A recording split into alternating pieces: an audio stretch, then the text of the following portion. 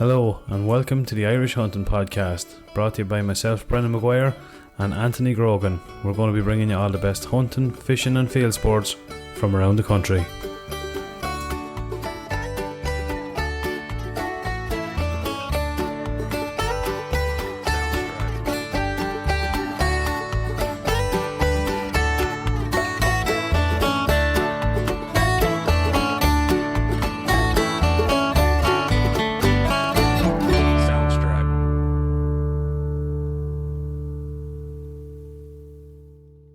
Hello and welcome back to the Irish Hunting Podcast. On this episode number 41, we'll be talking about our much anticipated trip to Spiddle and some wild Atlantic fishing.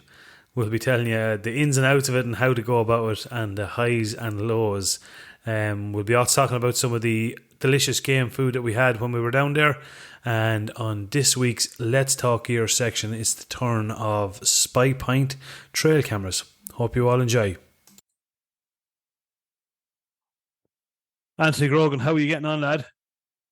How's it going, Brenny? Has the sea legs recovered? Do you feel like you're on dry land now, do you? I said to Rob the other day, or yesterday, I was just chatting to him, I said, I don't know whether you got this, man, but when you lay down in the bed towards the evening, did you get the whole fucking, the rocking in the ocean? No, not literally. For any of the women that's listening, this wasn't anything to do with that. But it certainly wasn't. No, not when I lay on the bed. But when we were in the pub, sweet mother of God, man, I was like not a dizziness. It's not like a dizziness. Do you know the way sometimes you get lightheaded? It's not like that at all. It literally feels like it was swaying, wasn't it? Yeah, you're like you're swaying. Yeah, it was. Yeah. It was random. We're going to talk more about that in a minute. But we'll kick off in our usual style. Any old shooting during the week? Did you get out at all? Or no, I didn't get fuck all shooting this week, man. There was a little bit of prep work, as you probably know, with the old week. You got a little bit in. Yeah, myself and the Big Mac went out on Monday night or Tuesday night. Fuck it, my head. Monday night it was. Monday night. Yeah, without Monday night, obviously we had rabbit on the menu. Jack O'Keefe was going to do a big rabbit dish for us, and then he fucking pulled out last minute. It was his loss. His loss, man. So yeah, we went out for a couple of rabbits. Now, in fairness, if we had got an opportunity at a fox, we would have took it too. But went out and we got, what did we end up getting? We ended up getting 5 rabbits, I think. Yeah, 5 rabbits. 1 or 2 got away. McKeever we'll put it out to our listeners out there. McKeever was noticing with his 2-2 for some reason. Now, he hasn't changed ammo. I don't think he has changed ammo. But he's using subsonics, CCIs. But he noticed like he was hitting a few of them, and he was hitting them, make no mistake about it. But there was enough in them to fucking scamper off into the hedge, you know. So yeah, I don't know. Maybe he needs to clean. I don't know. Does he? Maybe he needs to clean out the moderator and stuff. Maybe there's not. Maybe I'm just putting it out there. Maybe it's lacking a little bit of velocity or something. I'm not sure, but that was a real thing because it happened a couple of times. Okay, that's unusual. Yeah, I've seen. Actually, you sent me on the video of the ATN with the 170. She was knocking him no bother anyway. Yeah, she's nailed on perfect, isn't she? She's playing it, man. Yeah. No, I have to say I like that. I really do like that ATN. I bang for buck. Like I can't complain about it. It hasn't let me down since, and I think the video quality is phenomenal, isn't it? Well, more. It is phenomenal. I'm going to throw a video up on the social media there later on because I was really, really impressed with it. Like, it's just fucking picture quality, clarity. It's as you say, bang for buck. Great little scope. And you're gonna you do the whole other business with that now. Yeah. The which I would say that again now.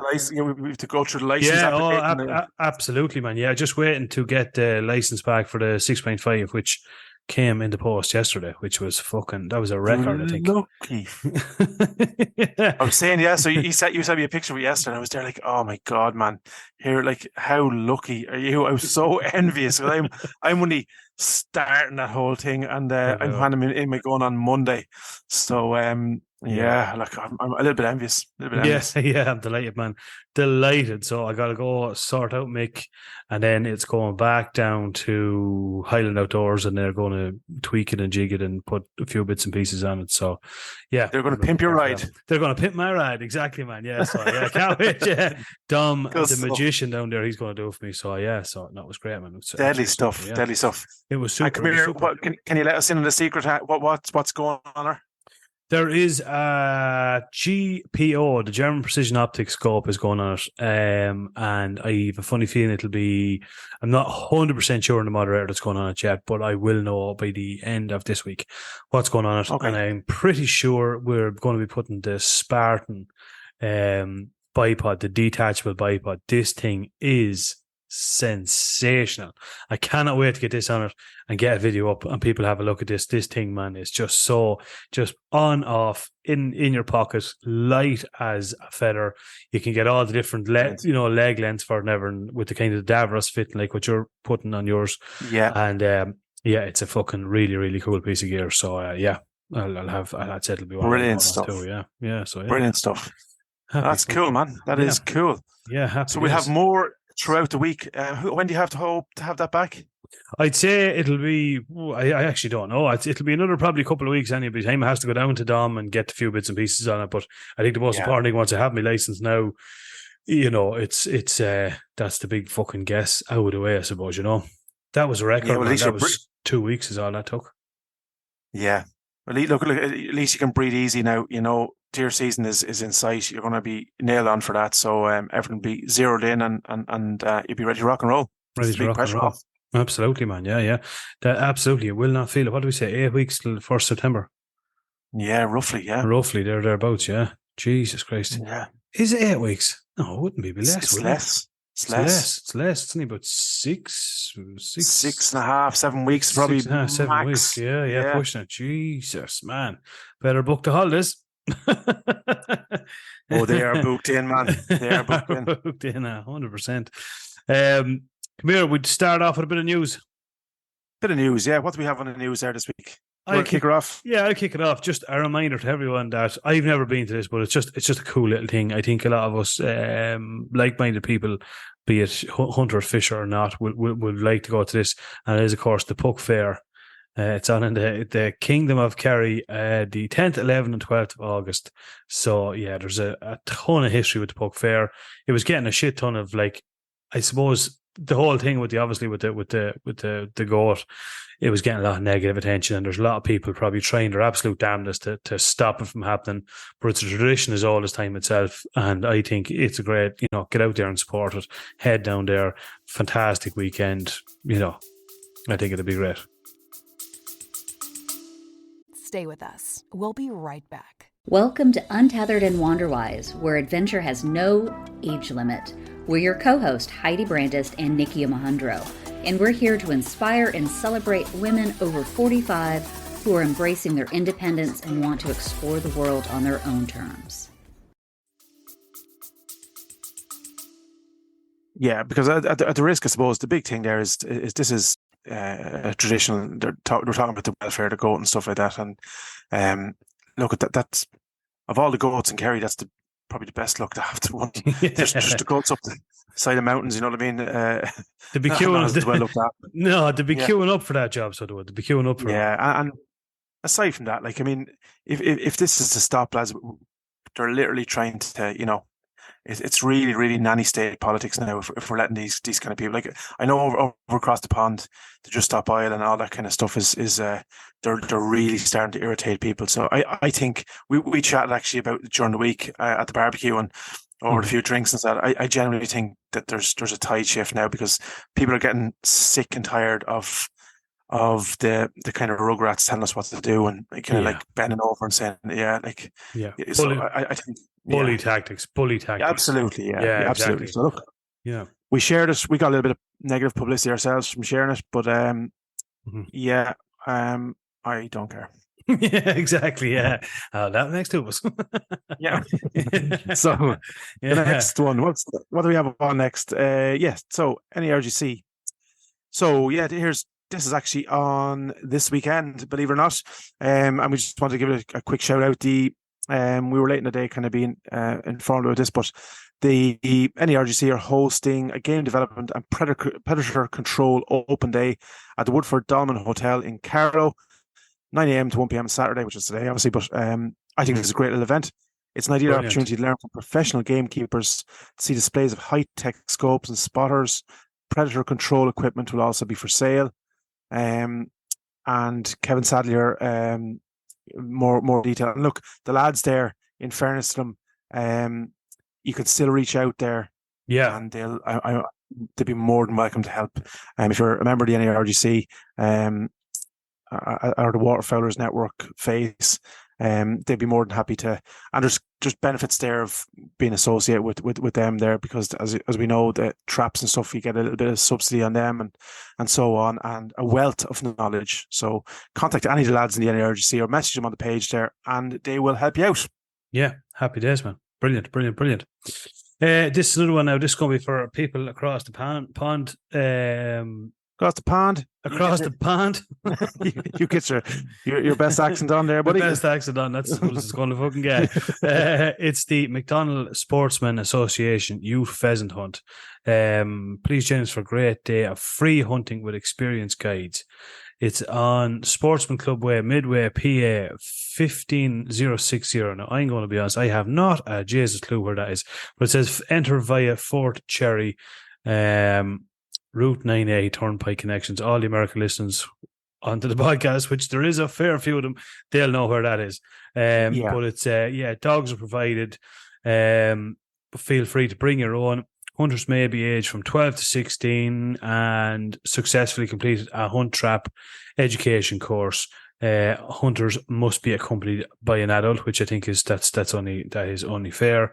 So yeah, it's on Saturday, October the 7th, 2023, from 8 a.m. until 2 p.m. So yeah, people across the water, you'll know where that is. You'll know where that's about. Go out and do it. That's a class thing. We don't have stuff like that here, to the best of my knowledge. And that's, look, I know probably some people are saying, what the fuck are they advertising? Like, we do have listeners over there, number one. The second thing is, it's on the pheasant hunting page there on Facebook, so you'll find all the details there. It's in McDonald, PA. So, but I just thought that this was cool because it is, it gives us probably an idea. I think I was chatting to Shane O'Neill actually, and the NERGC have some plans afoot to try and get the youth involved in hunting and stuff like that, you know. And something like this, I think, is a really cool idea, isn't it? Absolutely, 100%, man. Yeah, definitely. It's and should be encouraged, you know. Yeah, absolutely, man. Absolutely. Right. The last thing on the box will be deer stalking, right? Yep. UK, it's on their page there, but the game fair over in Ragley Hall in Warwickshire, the 28th to the 30th of July. We've been in contact with the lads there, and this is a huge show. It's 28th to the 30th of July. As I said, in Ragley Hall, there's like it's a monstrous event. There's everything, anything and everything to do with hunting and country sports. Yeah. There's high seats, guns, ammunition, clothing, maybe dog work. There's everything, anything and everything you can think of it. It's on. This is a huge event, and I think there's a decent contingent going over across the pond. So yeah. Deadly, man. I was just thinking we put in probably time, but it'd be class if we actually drove over, wouldn't it? If we had went out on a Saturday, it would have been fucking deadly with your luck. That's the way it goes. That's the way it goes. We can't do it all, man. We cannot do it all. No, we sure cannot. No. That concludes this week's news. I think that went very well. I'm going to be honest. I think that went very smooth sailing. Smooth as enough. We're getting better at this, so we are. We're getting better at this. Absolutely. Come here. This brings us on to our fishing trip, our well-documented fishing trip. Anyone that doesn't know, well, they surely know at this stage, but obviously we were down with you on Salt Hill on Wednesday, all six of us, and camped out in preparation for our big fishing trip in the North Atlantic, I suppose you can call it, on Thursday. And my God, what an experience it was. Brilliant, wasn't it? You know, it was really cool. Fantastic. Absolutely. Fucking start to finish.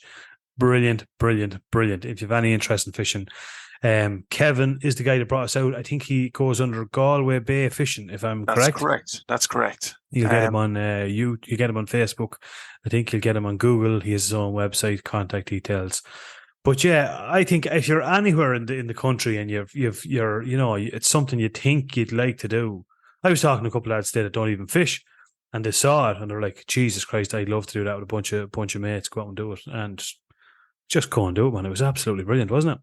I was just thinking, even like, just say, for a stag weekend or something, man. Do you know what I mean? If because like you go away for fucking 2 days, and a lot of stags are, based on just heading to the pub and fucking drinking for 2 days, But me personally, I have no interest in that.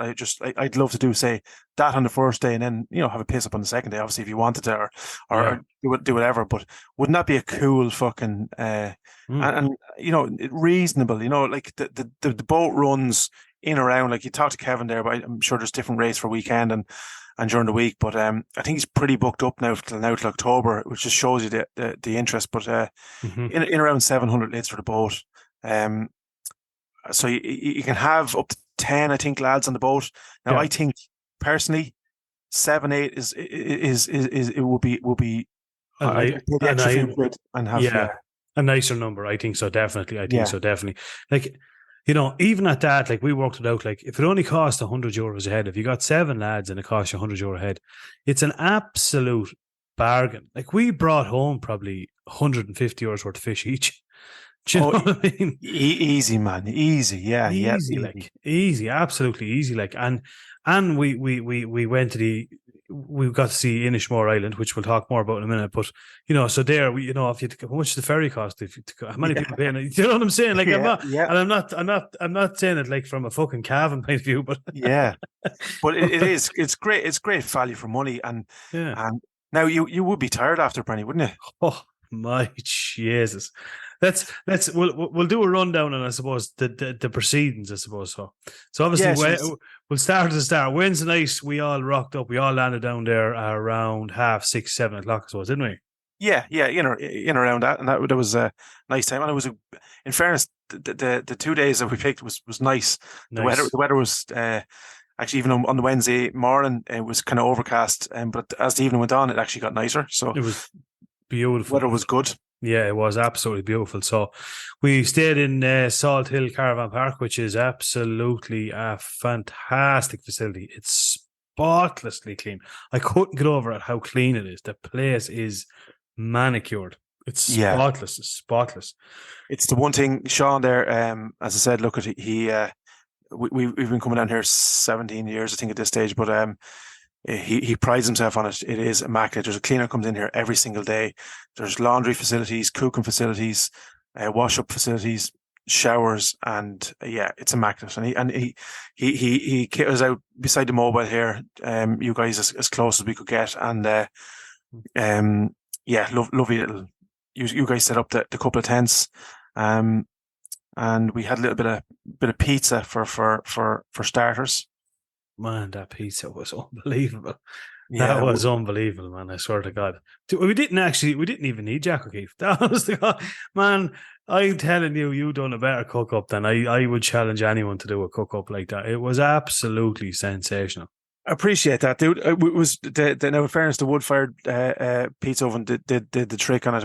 I prepared the dough for it the night before, left it proven in the fridge overnight, and then cut her up into balls, and then 4 or 5 hours out, let them rise again, and she was ready to go. So I had everything chopped up. So it was literally, it was rough and ready. Every lad, what do you want in your pizza? Slap whatever you want on. It was homemade tomato sauce, homemade dough. Slap her in 15 minutes. I'd say it was about 6-7 minutes, and pizza done. Oh, stunning, man. They were delicious. It was nice. It was nice, wasn't it? Absolutely fucking gorgeous. It was savage.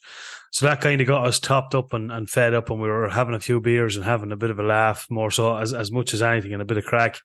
And then we lit the firebox, the portable barbecue, which is class. 100%. That is on the Christmas list. That thing is class. Like, honest to Jesus, that is brilliant.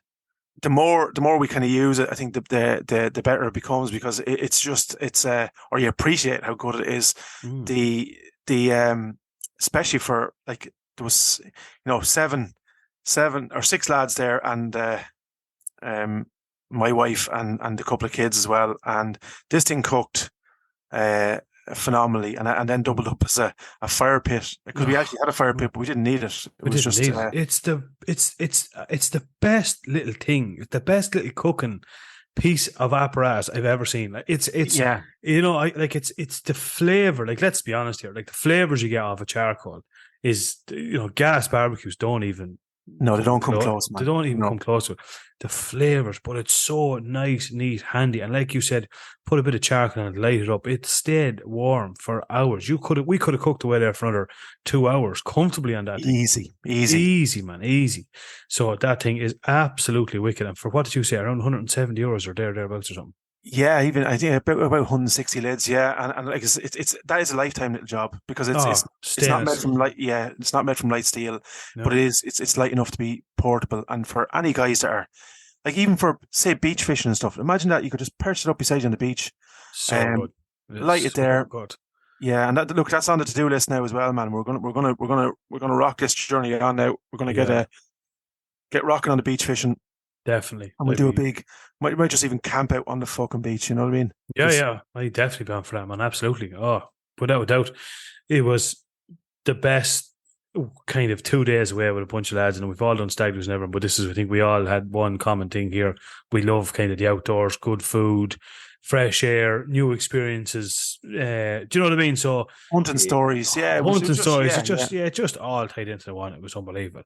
You brought down the couple of rabbits then. Exactly. Av and Rob skinned them. My wife actually, I was doing the pizzas and my missus was in skinning the rabbits in over the sink. So she's fair play to her, man. She pulls it out of the bag. My God, she does, man. Without a shadow of a doubt. She was fantastic. Straight into a bit of buttermilk into a basin. So this was rough and ready. So into a bit of buttermilk straight away in a basin, just a lovely pink basin that we had, funked it in there. We left it in there. So we threw that in kind of straight away before we had the pizzas and stuff. So that was kind of just eating into the meat a little bit, tenderizing a little bit. And then we just made up a very easy rub: brown sugar, garlic salt, onion salt, or onion powder. What else was in it? Black pepper, obviously. And what else? Oh yeah, a little bit of cayenne pepper. That was it. Yeah. Mix it all together in a bowl. Kind of just took the rabbits out, drained out the buttermilk slightly, threw the rub in around it, rubbed it all in. Now, what I should have probably done was break down the meat before I went into the buttermilk. But anyway, it was rough and ready. Then we just broke it down on the board. That's why I'm not a chef. No, but jeez, what did you just kind of quartered it? Just quartered it up, yeah. Just the kind of halved it, then took off the legs. So you had the kind of back straps and the legs separated, and then we just laid it out on the barbecue. And I had I made a barbecue sauce that morning. It was homemade. It was good. Yeah, it went out treat, man. I liked it anyway, and I use it to. It was a little bit of, in traditional Irish hunting podcast style. Finished with a little bit of Jameson Crescent whiskey in there to give it a little bit of a smoky bite. It was stunning. I had a little taste of it before you put it on the meat, and it was just zesty. It was kind of like it was almost like I got a touch of like a kind of nearly a bolognese kind of sauce, if that makes sense. You know what I mean? That did, like, it was unhumanly good. And then the bit of a bite that the whiskey gave it and everything it was unbelievable.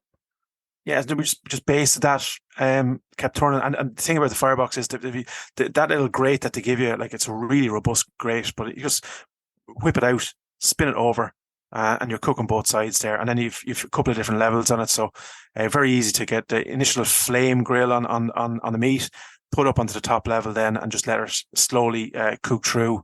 Mm-hmm. And there was pictures up there, I think, on the reel this morning with the kids. My kids were out at, half 10, 11 o'clock, 12 o'clock, unfortunately. So for all the, not unfortunately, fortunately. Fortunately, yes. Eating all the rabbit wings. And Mr. McKeever, who had, just to put in context, never tried game meat, I don't think, in his life. And so he was our kind of litmus test, wasn't he? And, yeah, absolutely. He was kind of a bit, he was a bit, what would you say? He wasn't sure about it, but he gave it a go. I think we kind of gave him no choice. We're like, you're fucking eating it, and that's fucking it. That's and it. He was, I would love to film his reaction, man. He was absolutely blown away, wasn't he? He was just asking, so what is this? Like, what is that? The flavor on that? It's like, and it was like, and I looked around at one stage, and if kind of happiness could have been summed up in a moment, it was lads were there with a cold beer in their hand, chatting about hunting stuff, a rabbit leg in their hand, barbecue sauce all over their face. And, do you know what I mean? In their happy place. Kids, running in and out throughout it all, grabbing a wing and playing around with their mates there. So yeah, look, that summed it up. It was absolutely brilliant, man. And then of course the Bowl George brought down these unbelievably tender. Oh man! Oh Jesus Christ! Now, I know you said right, and you sent me a picture, and it did look like the nicest steak in the world, right? But yeah. This steak, wouldn't it, Brenny? My God! It would give it a run for its money, wouldn't it? Oh, it would have bet, man, because of that pepper. The pepper season. So there were fallow steaks cut up, I suppose, kind of strip line nearly size, I suppose, or do you know what I mean? They were, and then not overly thick, and then the man that preps the meat for George puts the which I call the butcher specific pepper sauce, not pepper sauce, pepper seasoning, pepper rubbing, which you can never seem to get anywhere. Whatever way to get it was absolutely unbelievable. They went on the charcoals as well. And I'm not kidding you, McKeever was like, the look of shock on his face. Like he was excited about these. He was mad to try venison because he heard us talking so much about it. Yeah. And he bit into it and he just looked at me and he was just like, oh my God, man, that is absolutely next level. He said, he was even talking about it on the way home. He says, I have never tasted that like that in my life. He said, it was fucking animal. And it was sensational. I think that's the thing. Like I remember again biting into it, and it was just not. You didn't even have to bite into it. It was just like it just literally. Mm-hmm. You could have been a gummy bear, and you'd have no issue devouring these. It was literally melting in your mouth, wasn't it? Melting in your mouth, so juicy.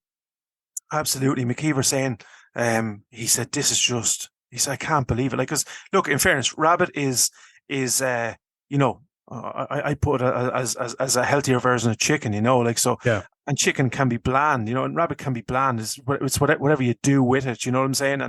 And like that, a chicken wing is a chicken wing, by and large, you know what I'm saying? And mm-hmm. Some of them are lovely, or some are nicer than others, but the steak, man, we had the starters was the rabbits, and the main course was the steak, and it did not disappoint.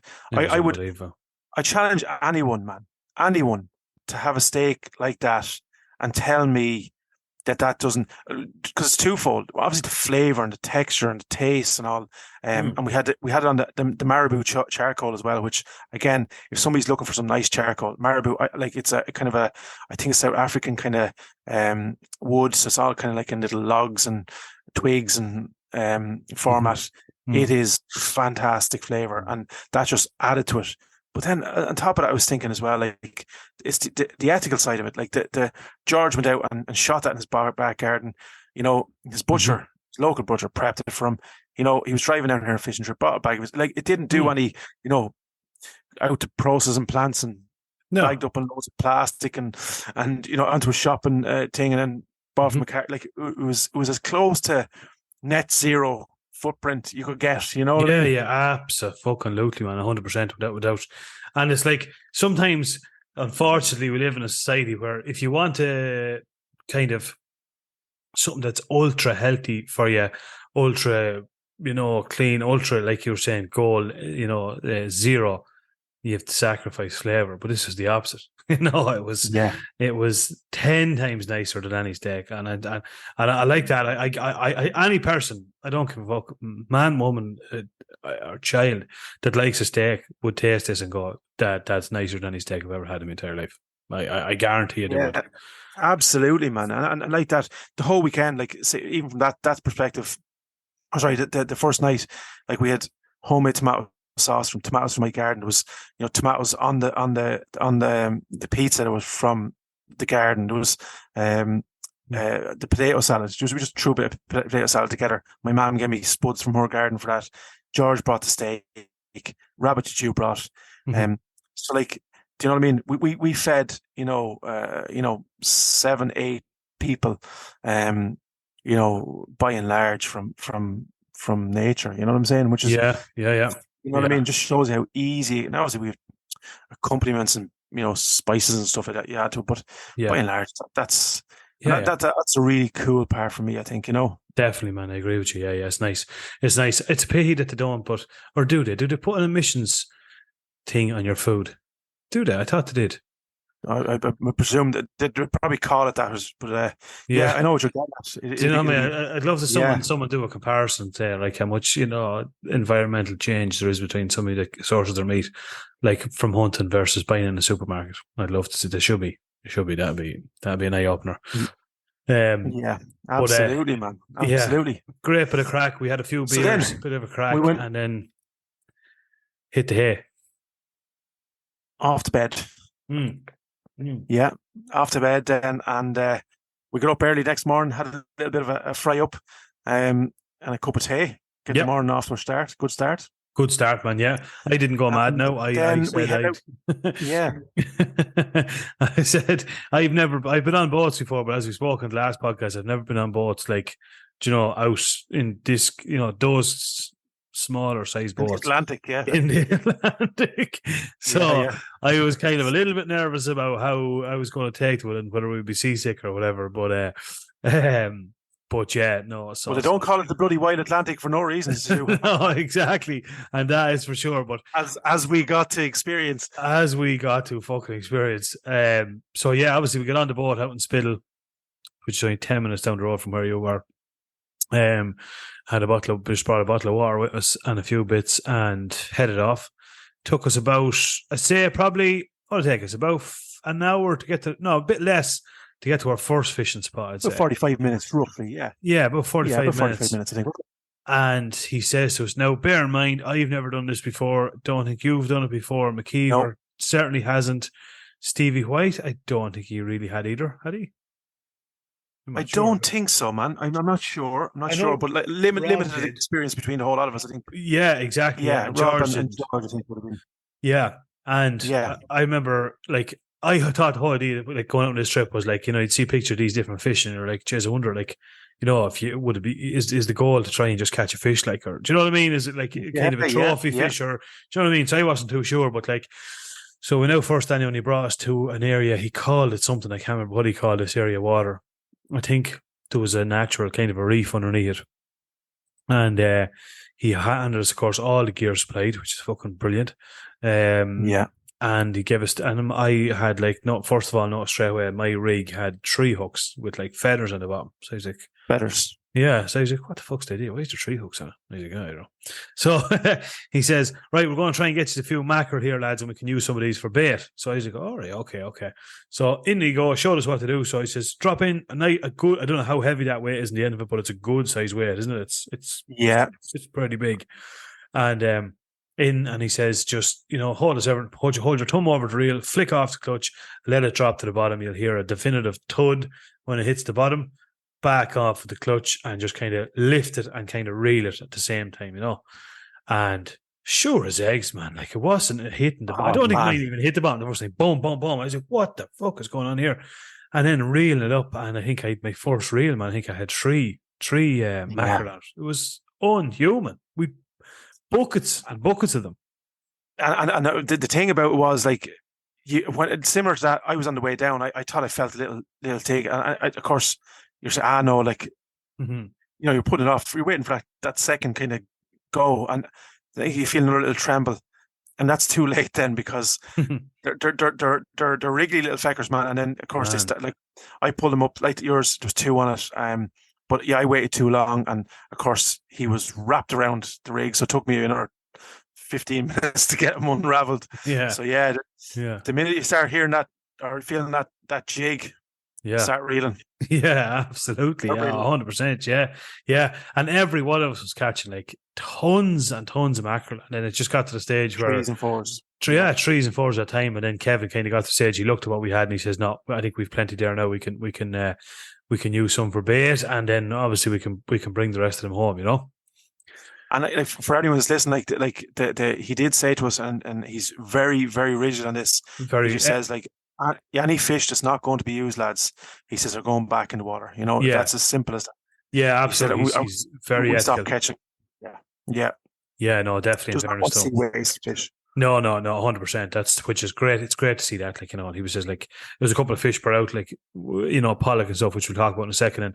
And he was kind of, no, that's too, you know, we're like, nah, just throw it back. It's too small. Grand, happy days, just take it off. And he's very, very shows you the right way to take it out, the right way to handle the fish, and, you know, the whole job lot. So it was brilliant that way, like, you know. Then obviously we were fishing. Yeah, and obviously then, like, he stopped us. Yeah, he stopped us fishing with the mackerel, because obviously when you take the mackerel out of the water, as I didn't know, as I've now come to know, that, you know, once you handle them, that's them, you know, they don't survive after that. So, so yeah, like he stopped us pretty quickly once he knew we had enough for bait and enough for the freezer, as I say. Yes, yeah, 100%, yeah.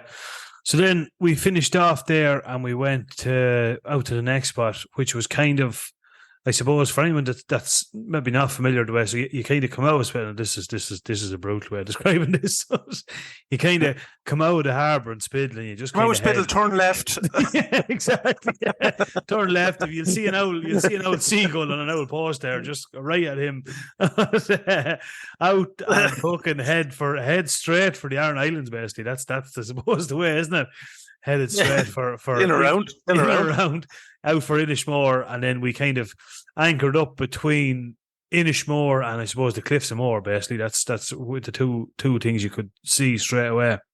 Yeah. And the first anchored spot, which we kind of got on well. So then we changed tactics. He cut up some of the mackerel for us into little slips, and he showed us the right way to put it on the hook and present it. And he says, I don't think he even told us what we were kind of fishing for here. But same story again, basically, wasn't it? It was just like, lay it into the bottom, but instead of bringing it up this time, just kind of hold your slack and then put your finger on the line, like bend the line with your finger, that when something tugs it, you'll feel it on the fishing line. Yeah. So, and so some lads actually, we changed some of the rigs. So some lads were fishing with a single hook off the bottom, and other lads were fishing with the 3 and 4s. On the feathers, with the mackerel bait, and there was a variation in the size of hooks as well. So some guys were slightly smaller hooks than others, and smaller hook, with a smaller style bait seemed to be working a treat on the first one, I think, you know, because I didn't pull in on this particular stop. I didn't get any bites, but my hooks were slightly bigger than, I know, I was fishing beside Rob, and his were slightly smaller, and he was fishing it with smaller bait. And mine was a slightly bigger hook with a slightly bigger bait, obviously. So I didn't get too many bites on mine. I actually got none on that particular run. Mm-hmm. Oh, did you? Okay, yeah. No. Okay. And obviously then you had a couple on that one. Yeah, I had a few on that one. Yeah, again, like I think it was gas when we were catching. We caught such a fucking variety of fish over the whole day. But when we catch a fish, we kind of all look towards Kevin, who was the skipper, and Kevin, yeah, what is this? And he tells me, oh, that's this and that's that. That's a pollock and that's a lingcod and that's a dogfish and all this sort of stuff. So it was fucking brilliant. You know, he knew everything that we were catching. So I caught a couple of pollock there, kind of probably my biggest one there, I think. Which was, I don't know what way it was, man. It was probably about 700 mil long, I suppose, or thereabouts. It was a decent size one, anyway. Good bit of weight on it, and lovely fish. lots and lots of meat on it. So again, caught a couple of them there, and I think everyone was most was catching maybe one or two. And then we pulled up anchor and we moved a little bit further again, didn't we?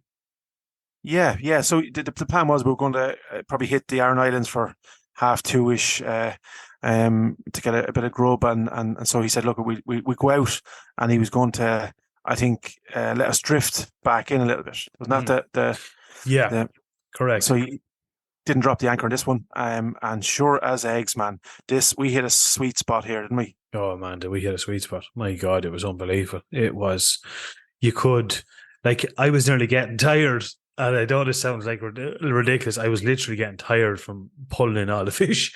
Do you know what I mean? And there was some variety of fish. We were at 45 meters. I was looking at it on the sonar where we were, so we were in deeper water, and you'd know because, like, McKeever, I looked at McKeever at one stage, and McKeever was just like looking at the line, just going off his rod, like, and he just looked at me and he said, "Be the mother of Jesus, Dad." He said, "Is there any fucking bottom to the shock at all?" Yeah. It was serious because we'd gone from 20 meters to, I think, 45 meters, so we were a lot deeper. Funny enough, I was fishing beside Stevie White one side, and Rob was the far side. Rob started to pull in, and next thing, Stevie just dropped the line right beside mine, and he wasn't down. I mean, he wasn't down a minute.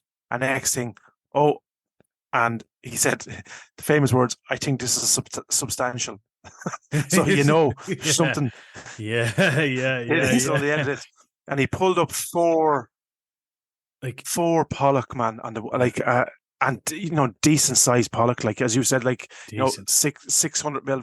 Yeah, you know what I mean. I'd say if I was to say a weight, four of them on the line. Oh man, none of them would have been under 5 pound. I'd say. Would I be right in saying that? Oh, absolutely, dude. Yeah, I'd say 5 and 6 pound were the kind of the smaller ones. I would say now. I don't have few. Yeah, exactly.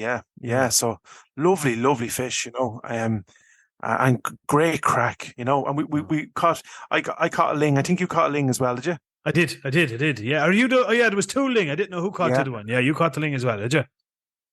Yeah, I caught the other ling, and I caught a whiting.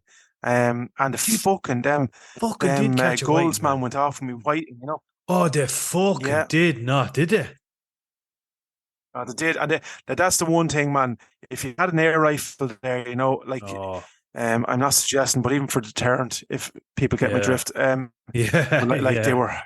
fucking horrendous, man. They did take your bait off your hook and everything. They were just mowing the head off me and everything. I was there trying to cut bait. Mom was coming in and mowing the head off me. I said, I swear to God, I was like, I said, the next one of these that hits me, like, I'm going to absolutely burst. I think they shit on you as well, didn't they? One of them shit on your head. They shit on everyone, man. Stevie White looked like a fucking painter's apron by the time it was finished. There was shit everywhere on him. Well, I tell you, man, he's lucky. There's one goal out there that's lucky I wasn't 10 years younger, and about 3 stone lighter, because I just copped him in the car. I had a couple of little bits of bait ready, and I just sat them behind me. And I turned, just copped him. I come down right, and I was less than a foot away from me, man, and straight down to get me bait. And I spun around with it. Well, back in the day, it would have been a spin and back kick, but it looked more like Jackie Chan's fucking great grandfather now trying to. But I missed his beak by about 2 millimeters. I swear, and he gone off with me fucking bait. The dirty bass, oh man, they were fucking everywhere, the bastards, the whole day, and the noise of the hoors. And even like you were saying, you'd be cutting stuff. We had to end up putting stuff into a jar or a box because we were cutting bait. And just quick as we were cutting it, you turn around, like they weren't a foot away from him.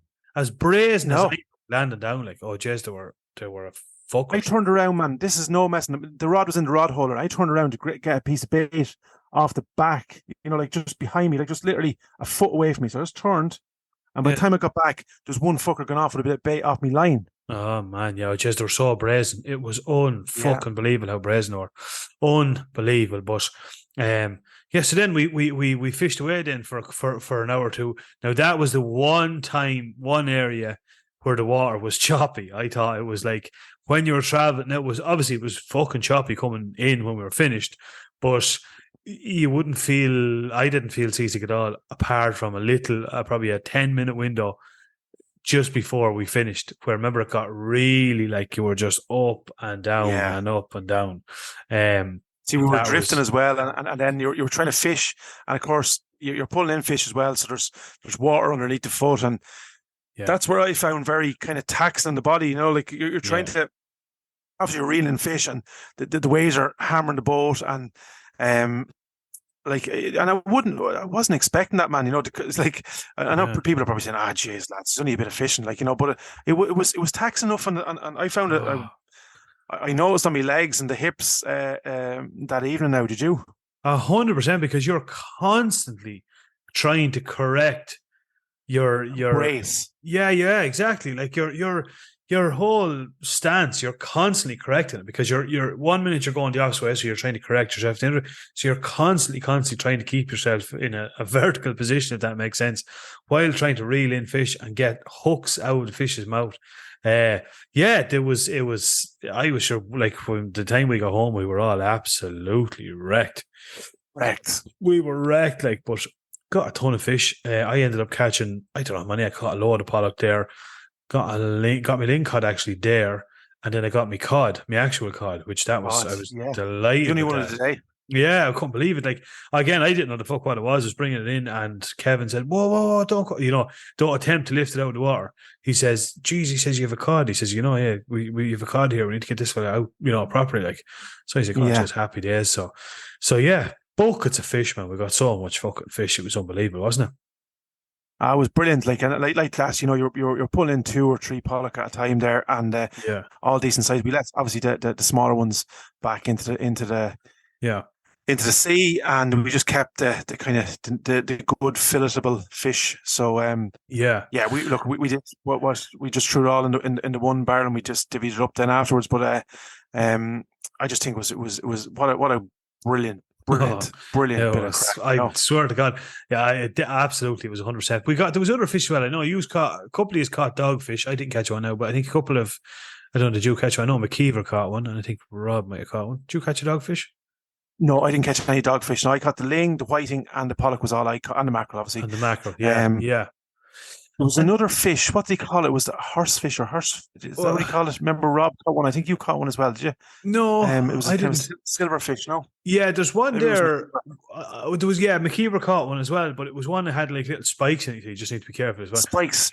I thought he called it like a scra or something. I can't remember. People will be listening. But I had a nickname. It had a nickname then as well. Oh, you could be right. You could be right. I didn't say that now, but you could be right. There's a couple of them, but they were all thrown back. You couldn't eat them anyway, I don't think.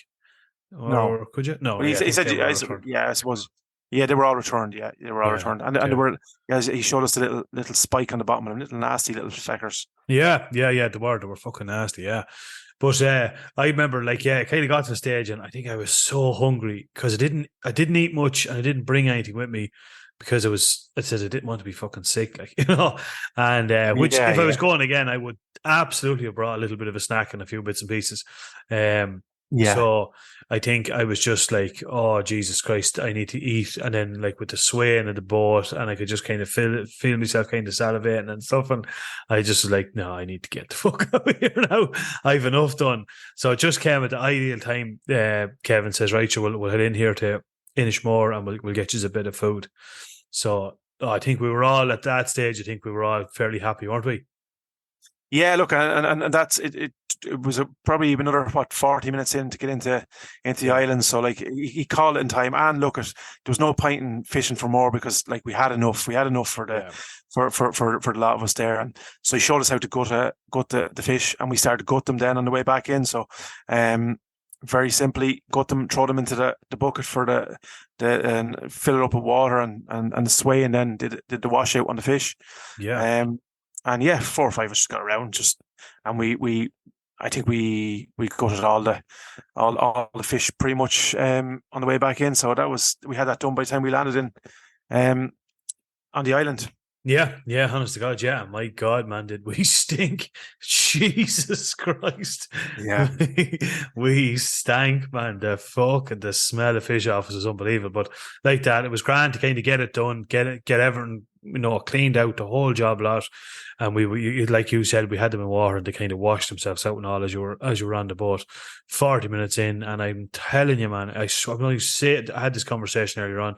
For anyone that hasn't being there, it was my first time in Ishmore Island. Like, it's absolutely stunning. The colour of the water is like something you'd see in what's that bloody place? What's that place in French Polynesia? Where you can see all the huts and stuff. It's a real luxury resort. Oh, I can't do. Bora Bora. Bora Bora.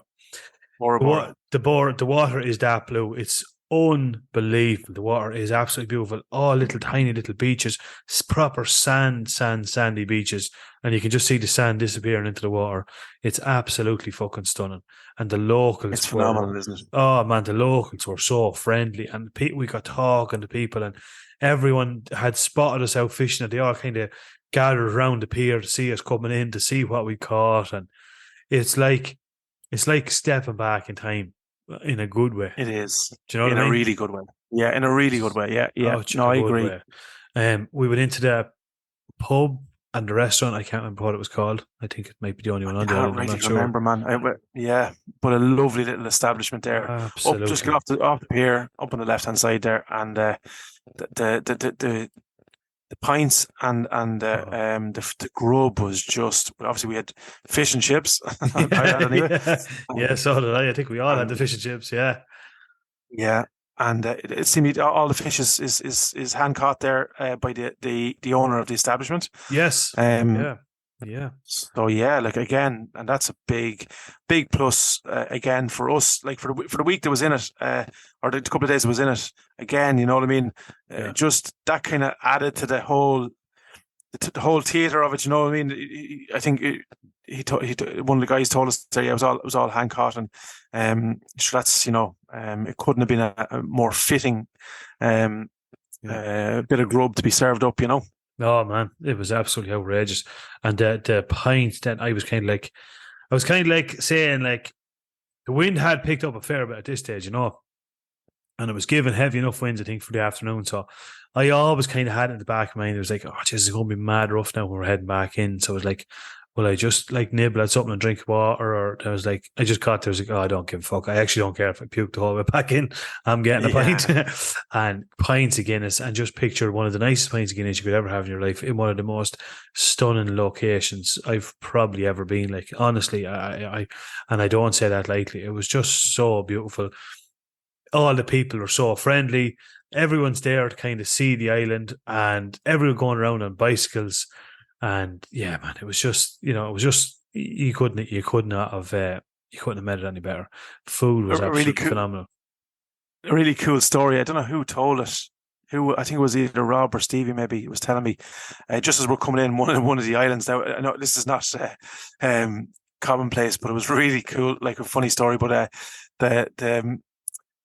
there was some sort of a site or castle on one of the islands, and one of the lads said, "Yeah, remember, I think it was actually Rob. Yeah, you get on the there's donkeys that bring you around one of the islands, and you get onto the back of them." And he said, "There was this outlet, bringing you around, you see." So, and he says, "You pay her a few quid, you see," and he's bringing you around. Now I don't know rightly whether they had agreed to bring them back or not, but that brings me to the second part of the story. He says, "Oh, did you ever see the castle?" And Rob says, No. All right. And he says he brought him around. And this is about, I don't know, 2 mile maybe, and brought him around the donkeys. And he says you had to hop off every now and again, and then when you were going uphill or something like that, and then hop back on again. Brought him around to the castle. There it is there. And the minute he hopped off, he off he went like a fucking light. Left him there. Yeah, left him there. Yeah, so he was going off down to do another run, Fucking classic. And he said he was an owlet, like I'd say like in his 70s, So it's fucking brilliant. He spotted the dub, man. Huh? a bit of devilment, Fucking classic, yeah. And Classic. It's the sun. The sun has started to peek through just as we were getting off the boat as well, which just again, like I mean, considering the days we've had before and the days after, like talk about just perfection. It was the sun was baking down. We took the jumpers off. There was people kind of looking at us. Obviously, we had the Irish Hunting Podcast attire on us, so there's a few people kind of what's going on here. So there's a bit of interest in that, but yeah, like couple of drinks, bit of grub, and again a bit of crack. It was just nice and chilled. Before we headed back, about 4:30, I think we got back on the boat, wasn't it? Yeah, about 4:30 exactly. Yeah, we're on it for 4:30. Yeah, with bellies full and thirst quenched, and back on the boat and headed for Spiddle. And it was gas. When you pull out in the boat, you're looking like, oh, sure, there's Spiddle. You can kind of see the windmills kind of over the back, kind of hills and mountains past Spiddle. So you're like, all right, so that's where we're going. So it looks a bit of a distance, but you're like, it won't take that long. Well, by Jez, man, the seas, did they take up? It was a different story going back across than it was going out that morning. We were now no seasickness at all, but my Jesus Christ, man! I remember we'd been talking to Kevin's son, and I can't think of the man's name. Was it Oisin? Was it? Shane. No, I can't rightly remember. He's a second-year chef in Ashford Castle, and a hell of a nice fella, a really, really nice fella. And he had actually done up some ceviche when we were all off, and he gave us some of that, and it was absolutely outrageous. It was class, divine. I'm so proud of McKeever, man. That man would get hard to eat fucking battered cod, and there he was tucking into ceviche. So it was absolutely fantastic. That was delicious. It was really nice. But we headed across. I think the crossing took worked out about an hour and a half, I think. Yeah, to get back across. Started off not too bad, and then beat a holy Jasmine. We came into a section of ground, and at one stage I thought the boat was going to turn over. Like were every lad was fired off the seat. And oh man, it was horrendous. Buckets of fish went everywhere, and we kept all the mackerel heads for bait and stuff, and they were all fucking everywhere. And then it was kind of like I think it was you said always look at the air hostess, and if they're panicking, you panic. But you look into the cab of the boat, and here's Kevin and the feet up on the dash. So I think he wasn't too on the dash, and he flicking through the fall. So he's like, okay, this is. And I looking up at the front of the boat, man, and like you could see daylight underneath the front of the boat, man. It was horsing up in the air, like you were saying. Jesus Christ, man. And like that, Spiddle was. I don't know where it's like. Spiddle obviously was, kind of slightly to the right, and the boat was headed like a little bit more to obviously because of the waves. You were trying to nearly, essentially drive in, not in head on into the waves, but kind of, the waves were obviously going to bring you back to the right edge. But like that, you just kind of looked, and the water would be, maybe 3 foot, 4 foot down, maybe at one stage, and the next thing you'd look at and it'd be a good share more. It'd be fucking 15, 20 foot down. Yeah. This thing is doing some bobbing. Oh man. And then I was looking, and then you'd be talking, and you kind of have a force of habit. You're looking at the corner fry, and you can just see this like they were 2 meter waves, man. Building, and you're like, oh, here we go. And then you hold on, and whoa, holy shit. And then you go over it, and then it's like when you come the far side of the wave, there's like it almost, you think it's like it's getting stuck, if that makes sense. You know that? Yeah. The boat kind of goes in and goes, ooh, down again. And you're like, Jesus Christ, on we went again. And then you kept looking at the front of the boat, and McKeever kept saying, oh, Jez, man, the Spiddle getting any closer. Like, seriously, it looks like we haven't gone at all. And then we kind of were looking back. We're like, we're a good distance from the Aran Islands now. Like, so it was a bit frightening, I'd say. But then, I don't know if I told you this story, but I had said to Kevin's young lad, I said, sure, I said, I said, you've often probably been out here? And he says, yeah, I was out a couple of times now. It was really rough, like. And I said, sure, this is probably like a walk in the park to you, like, And it goes back to the story of when Debbie was pregnant. I was looking for reassurance. Yeah. And I says to him, I said, sure, this is probably a walk in the park to you, like. And he says, how do you mean? I said, sure, these waves, these are probably absolutely nothing in comparison to what you are used to. And he said, oh, Jess, no, this would be a fair bit now. I was there, yeah. Yeah, I was there. You were there, actually. Yeah. So I was like, oh, for fuck's sake, okay. of all the men, that's what you get for asking them fucking questions, man. Exactly. I should have said nothing. You look up at him, right? At one side, I looked up and he was kind of just sitting down and he was like the foot up and he was on the phone. And like, he was after saying that and I was saying, well, he doesn't look too fucking worried about this. You know what I mean? He took it all in his stride, In his stride, man, just sitting in the corner of the boat. That's where. So yeah, man, like I was a happy man when we pulled into Spittle Harbour. It was just like everything was. It was just such a great day. We got across in one piece. We experienced so much, like from the fishing to the Aran Islands to the crack with the lads to experience and seas like that, which probably wouldn't recommend, but we done it all the same. We got across. Start finish, it was brilliant. Ah, man. And we got a lovely little welcome into Spittle Harbour as well, which was cool. There was brilliant. A couple of young guys there. Yeah. I think it was, you said one of the guys came down to see us coming in. Yeah, there was a guy there, and I didn't actually get his name, and I had just been chatting to him, and he was saying, "Oh, where did you go?" And I kind of had a bit of a chat with him and told him where we went and talked about some of the fish that we got. And he was there doing a little bit of fishing off the pier. And I offered him a few fish and everything, and he didn't take them. And then just as he was heading off, he said to me, he says, by the way, he says, congratulations on the ambassador of Highland Outdoors. And I said, oh, Jesus, so you actually listen to the podcast? So I was like, oh, Jesus, do you listen to it? He says, oh, Jesus, yeah. So I knew you were coming out and also.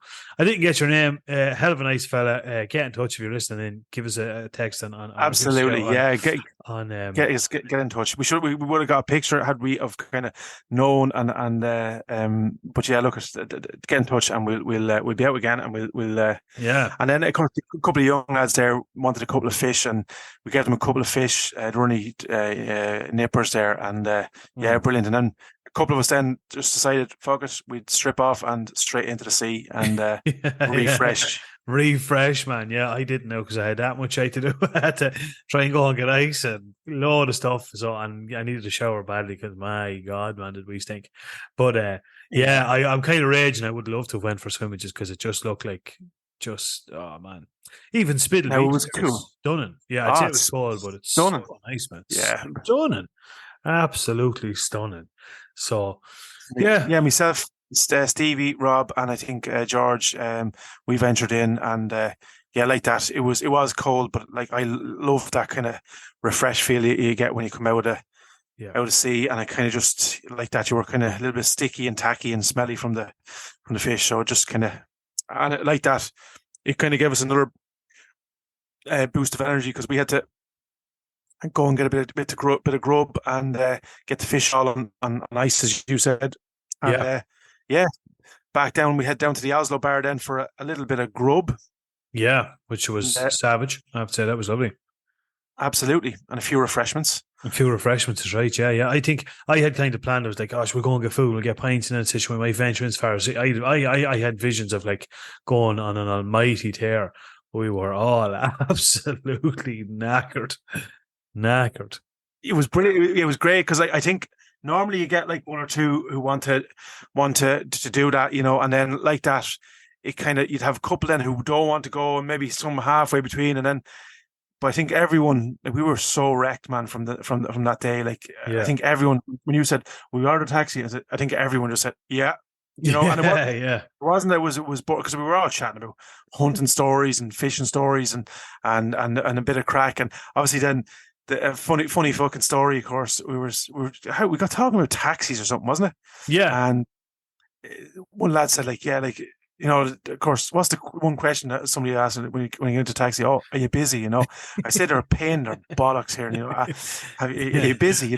And this without like a bit of crack about this. What else would you say? He said, how's the town tonight? Or you know what I mean? And of course, yeah.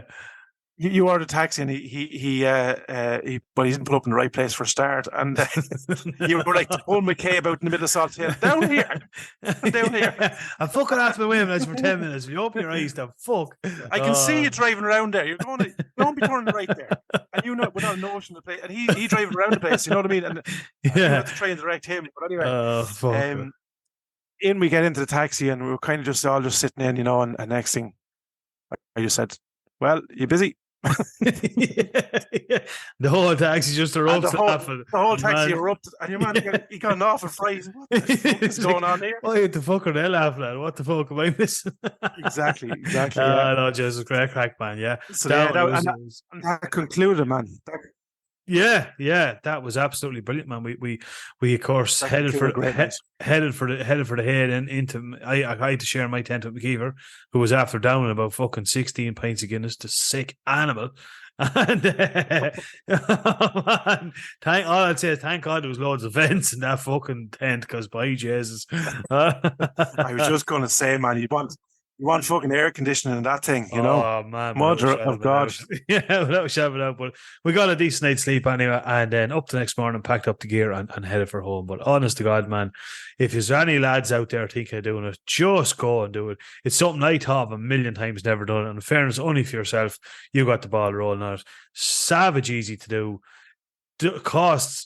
Like, you won't believe it costs nothing. Like, you know, realistically, like to go out on the boat and camp down there for 2 nights, like anybody can do it. Like, it's so fucking cheap. Like, it's mind-boggling how inexpensive it is. So I would say if you have a bunch of lads or a bunch of girls, go and do it. Yeah, and like that, like if you catch a few fish, you could have a grub that evening if you wanted with the fish, and the following evening too. Like like that, you could make it so reasonable and affordable, and even for the family there. You know, I wouldn't recommend obviously young kids, but you know, if you have teenage kids there, you know, 15, 16 and around that age, sure be perfect. You know, just perfect. Like get out and yeah, get look. We always say, Brenny, you know, and there's never like. Anytime we ever go out hunting, what do we always say? We always see something, even if we don't go out and shoot something, or we always see something or hear something. And like that, I think at one stage we put up a video there, like there was a dolphins on the way out. Remember? Yeah. There was a show of dolphins alongside us. That was savage, man. The seal then going alongside us back in, and it was a big, I don't know what you call them, is a shoal of jellyfish. It was like the pink hue. You know, remember that? Yeah, man, that was mad. The amount of fucking jellyfish. Yeah, that was cool. So all firsts, like like first we've seen dolphins. Absolutely, not in that environment. So all firsts and just start to finish, man. It was just fucking brilliant. Honest to God, it was like men, women, anyway. Get out and do it. Like, you know, it's something you'll talk about forever. And we're hoping we're going to make a kind of an annual thing. Whether we go back to Smiddle or we go somewhere and do something. You know, as a group and experience something different. So yeah, absolutely class. Top to bottom, it was class. Well, look, we'd start organising our next trip, which is fast approaching as well. So me and you will be doing that off here. We'll fill everyone in when we have it kind of nailed down. But I think we wanted to get this week over, which was a busy week for both of us, and we start planning the next one. And obviously there's deer season. There's loads and loads and loads of stuff coming up. So and a big, obviously, look at the big thing. Big congratulations to yourself, Highland ambassadors, Highland Outdoors ambassador. Fantastic achievement, dude. Well done. The very, very, very, very best of luck with it. You'll be a fantastic advocate for them. And no better man, no better buckle. And look forward to seeing you go strength to strength. Thanks a million, man. I appreciate that. Fair play to you. I think, this podcast has opened a lot of doors and stuff. And I'm looking forward to it now. Fairness, going to be working with a great bunch of lads. And I just, it's going to be interesting. They've got a lot of stuff there that I'm really keen to kind of get and try and putting up some content on my own Instagram and stuff. So yeah, thanks very much. Brilliant stuff. And you can find Brenny on Shooting Sports Ireland. If anyone hasn't done so already, get over there. He'll be putting loads and loads, and obviously look on the podcast as well, we'll be reviewing some of the gear and cross posting and all that kind of stuff, so you'll see it on both sides of the fence.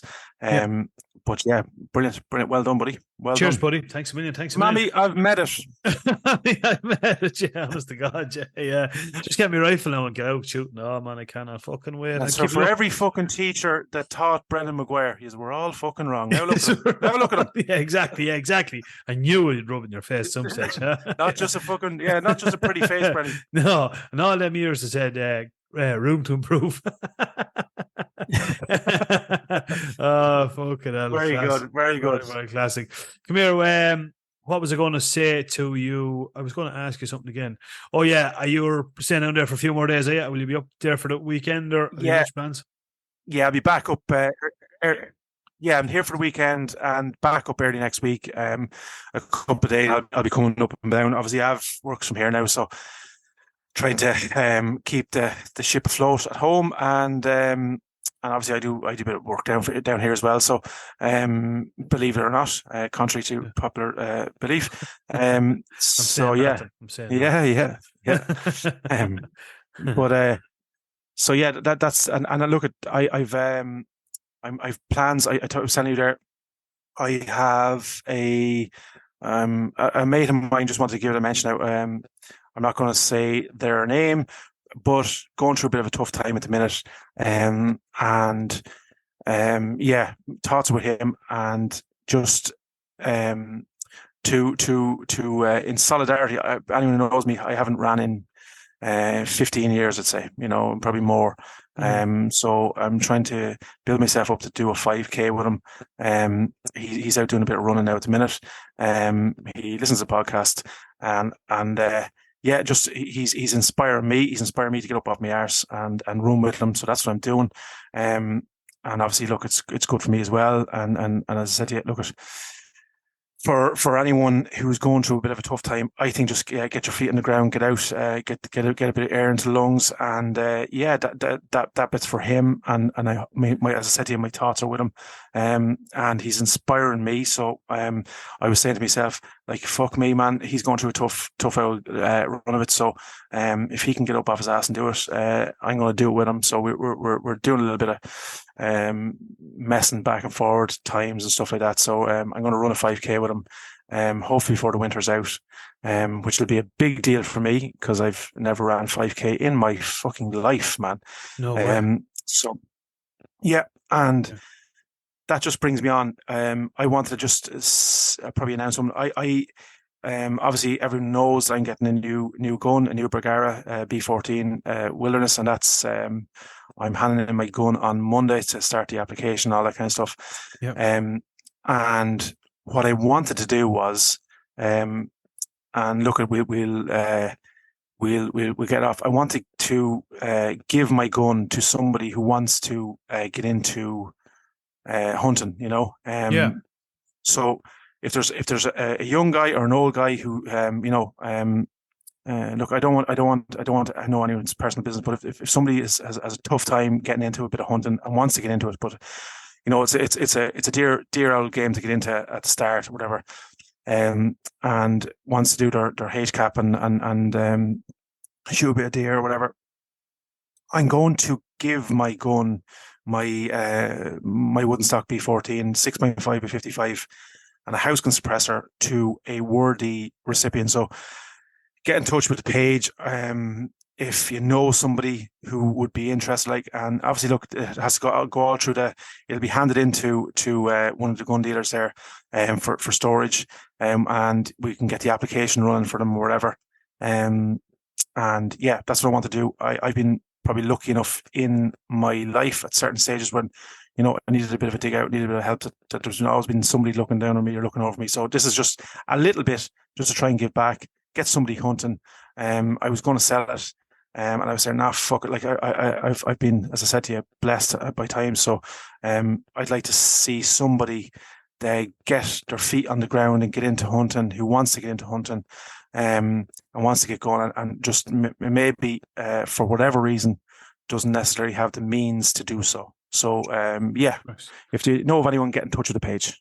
Holy shit, man! I didn't know this. I didn't know this. I didn't know you were thinking of doing that. That's fucking Jesus Christ, man! That's a gesture and a half. Fucking hell, man! Like that thing's worth like gold bit of money. Like, so that's fucking hell, man. That's yeah. Look, it is. unbelievable.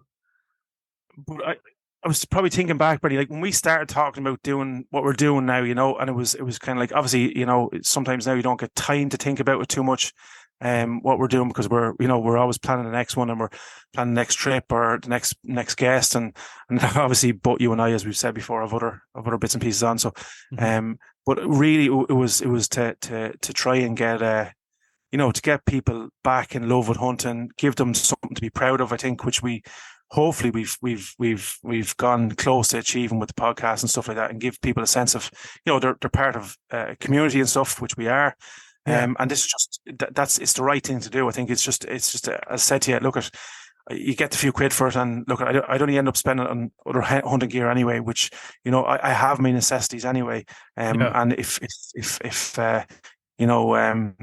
look, we're lucky enough to be in the position that we're in. There's a few people on board and stuff like that. So, look, there won't be a scope or anything, but it'll be a gun and a suppressor. It'll get some person going. It's a house gun suppressor. Fucking hell, man. Jesus Christ, man, that's the fucking gesture and a half. That I didn't know you were doing. That's fucking unbelievable. Jesus Christ, that's fair fucking play to you, man. It's a testament to the type of person that you are, and I genuinely didn't know you were going to do that. And that's fucking fantastic, man. I think there's lads out there that, through absolutely no fault of their own, would give anything to get into hunting, but just don't have. And lads, we've all been there. Let there be absolutely no mistake about it.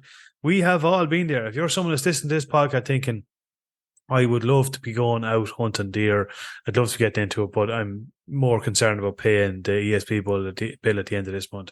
We've all been there, lads. This is not going to stay the way it is. We're in a climate at the minute where things is outrageously expensive, and I think everyone has seen a massive shift in things and stuff like that. So if you're one of those people and you're working your day, and for whatever reason, it's just like, as I say, like we've all been, you just haven't got the kind at this time to do it, and your priorities are right anyway, because you're worrying more about your ESB bill and your family and your food and stuff like that, and you're making, Jesus, get in contact, like, and you can, I'm presuming you keep it anonymous. You don't have to be, we're not going to be naming you. I'm not going to.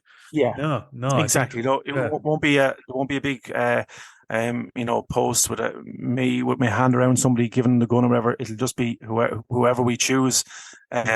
It will be get to use the gun, and get out. As I said, you look at hunting has and probably people are probably asking why I mentioned the first bit with the running and stuff. I just thought, like, it's all kind of conducive. Like, at times in my life when shit wasn't going too well, I got my feet on the ground and did me bit of hunting, and for them couple of hours, just it transported me to a different zone and gave me the kind of the energy to get back in and do what needed to be done. So I'm hoping that the next person who owns that gun will get to experience a little bit of that with it. It's only done 160 rounds or something like that. So it's a tight gun. The gun is absolutely like brand new. I've seen the gun numerous of times, man. That gun is absolutely fantastic, man. No mistake about it. That gun and suppressor is worth probably €700-800 all day long. So look, as I say to you, it's a small thing. It's more worthwhile for me personally to see somebody just getting a little bit of going. Anyway, that's enough about that. We have something else. What we're going to talk about? Brilliant. I'll tell you what we're going to talk about. You know what time it is, don't you? Let's do it.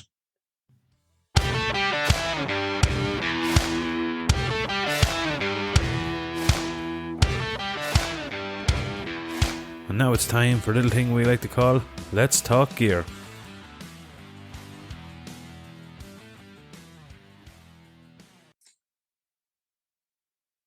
And we're back. We're going to talk about, on this week's Let's Talk Gear section, we're talking, I suppose, all things trail cameras, and in particular one that I use here is the Spy Point Link Micro.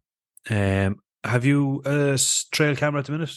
Or any of the lads in the club? Actually, no. And it's one of the things, I was actually talking to John Jacks during the week there, in relation to another issue, and he was saying that he's going to send down a a trail cam. So yeah, we'll be having more details on that in the next couple of weeks. So yeah, I'm looking forward actually, because I don't have, obviously I've seen them on and stuff, and I know you're raving about your one as well. So yeah, looking forward to delving into it, Brenny. I think a useful piece of kit for predator control and stuff like that, you know.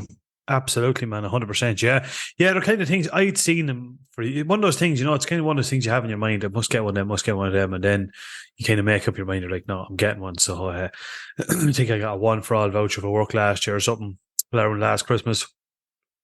And I decided, yeah, fuck it, I'll go and get one. So, yeah, the one I'm using is, as I said, is the SpyPoint Link Micro. Now, SpyPoint themselves kind of specialise, I suppose. It's one of their main things to do is all things trail cameras. They have a massive fucking range of different types of ones, man. So, this is the one I got. I got it from Mick in Centre Gold Ammo. They're available in a good few places. I'm pretty sure Sportsden have them. I know Lakeland Shooting Centre have them as well. So yeah, there's, I'd say a lot of shops will either have them or can get them for you. But I think mine was around 260 odd euro. I think. So they're not cheap. But no, certainly not. But no, it's definitely not cheap. But my one, which my one has now, you'll see there is ones you'll often see them. There is ones you'll see even I think in Ali and Lidl come up for maybe 70 or 80 quid. But the difference in my one is mine one has a network SIM card in it.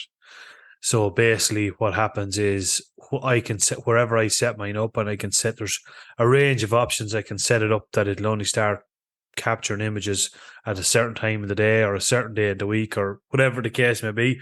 If you didn't want to take pictures during the day, it was pure at night time, you can set it. But the beauty about it is when it detects something, it takes an instant picture. It doesn't do video. It takes an instant picture and sends that via the network to your phone. So you get a notification on your phone, SpyPoint will come up on it, and next thing you can go in and you'll see exactly what's triggered it, you know. Cool. Picture quality is good. I'd say it's as good as you get probably on most cameras.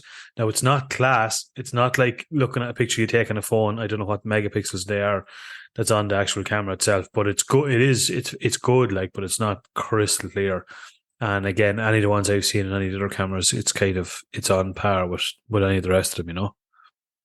Yeah, so it's not a wildlife camera. It's essentially for it's doing a job. You know, it's as you I think use it around, you know, pens and stuff like that. And you know, if you had a problem farm area with foxes and stuff, you could or that you think maybe foxes, you can set it up and you'll be easily able to identify an animal on it, but you won't be looking for a picture in Wildlife magazine or something like that. That's basically what you're saying. Yeah, exactly. Won't be high definition, but it works the job. I've used mine loads. I tell you where I actually used mine. It was actually handy when we were building the house here. At the time, we didn't have power, and you know, we had like some of the heat system in, and I was fucking afraid of my life. Like, now I'm fairly good at neighbours all around me, but still, I was afraid of my life. Like, fucking somebody go in at night time now and, you know, help himself to a few bits and pieces. Yeah. So I was able to set it up on the tree here, and it's so small, neat, compact. There's no light at the outside of it. No one would know that it was there. And anything that I go by it would trigger it. I've got some pictures. I'll have to root them out and I'll put them up on our socials so that you can see some of the quick pictures that it's taken.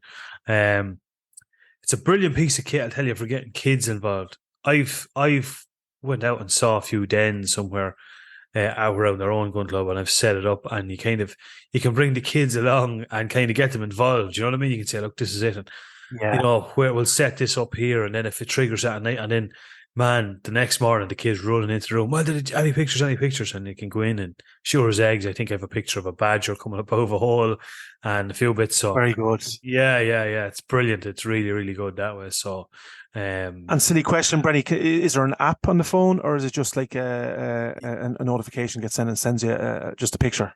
Yeah, no. So it's an app. You download the SpyPoint app on your phone. You set up an account. You set up an account now. The way it works is, obviously, because it's on a network and it's a SIM card, there would be a cost involved. Now, as far as I know, it'll do, I think, 100 pictures a month free, so you wouldn't have to pay anything. If you want to go more than that, it's €5 a month. Now, I pay €5 a month, and for that €5 a month, I get 500 pictures. I never use the colour of that. Do you know what I mean? But I just have it there that in the event if I have to set it up somewhere, I don't need to worry about, because if you didn't have your settings right, like no matter what goes past it, it'll take a picture and it will send it to you. Take a picture, It could take 25 pictures one night, and then you're goose then, exactly. Like if you would set up somewhere and there's cattle and walking past, like it'll take pictures of it. But I'll give you a couple of examples. Like one instance we had one fox and we could not. He was the cutest fucker, and he was after decimating some amount of pheasants out in the gun club. We'd one fox and we could not get near him. We just could never get the timing right. We could never get the wind right. We could get fucking nothing right. So what we did was we had a sort of we knew there was an old car because we knew he was going to come out. He was going to be in this area. So I set up the camera. A ways from it, and I actually have it. I've obviously, like most people know, of the fucking smartwatch, so I have it obviously on the smartwatch as well. And we headed off hunting around the gun club. The next thing, ping, I get a notification on the phone. I'm actually able on the watch, open the phone, go in, and there's the bald fox, and he ate away. So I says, "Grand, I know where he is. I know exactly, like he's there right now. I know what way to go in that he won't win us and the whole lot." And we went in, brilliant, and we got our fox. So it was brilliant for the likes of that. Even like gun clubs and stuff, if you want to put it somewhere near a pen, you know what I mean? Remember, we heard last year there was pheasants stolen, wasn't there, from a gun club somewhere? That's correct. Yeah. And we had Larson traps vandalized this year as well. So like for likes of that, if you're doing your thing, and you've no right to be, for somebody's no right to be in near your gear, or you're worried about your traps, or like I know with your land there, you have feeders and stuff like that, and for the duck pond and stuff like that. And it's not all of that gear is coming out of gun club members' pockets. So it's important that it's protected, and at the very least, if somebody comes in, you have a better chance of maybe getting a snap at them doing their thing. Exactly, and I mean the quality is good enough that you'd identify a face or anything noble or a registration of the car. So if anyone's in doing it, at least you can go to the guards and you can say, "Look, this is the person that's after been in vandalising," and then they can go and prosecute them or do whatever they have to do. So it's great. Come here. Is there a flash off it, Brenny? No, there's no flash off it. No, there's it works on like an infrared, I suppose. Infrared, yeah. So again, Again, if it's a trespasser, they won't see it necessarily. If it's in a tree and it's camoed, is it, I presume? Yeah, it's camoed and all. It has a little small antenna for your network that you can open up on it. It works off 8 AA batteries. You can plug a DC power supply into it if you wanted it. Now, I swear to God, man, you would run it for a year solid and you wouldn't have to change the batteries. Like it uses nothing as regards battery power. It has a little SIM card in it, and an SD card. What else can I really tell you about it? You can update the software version and stuff like that if you want. You can set it that it'll only send the pictures once a day, 10 times a day, instantaneously. As soon as it comes, you can get it sent to you. You can send it, which is handy. You can set it to send you just a random picture at its next, basically you could go on and say more or less, the next time it syncs, which is every couple of minutes, send me a picture. So then it's working, Network coverage. I've had it in areas, man, where I wouldn't get phone coverage, but this will have coverage. Shows you on screen the percentage of the cellular, network you're getting. Status. Yeah, status, exactly, and then it shows you battery life and all that sort of stuff. And it's just a really handy bit of kit. It's the only one I've ever had. So yeah, I'd like to try other ones as well and see what they're. But I think it's an essential tool in your toolkit if you're into hunting.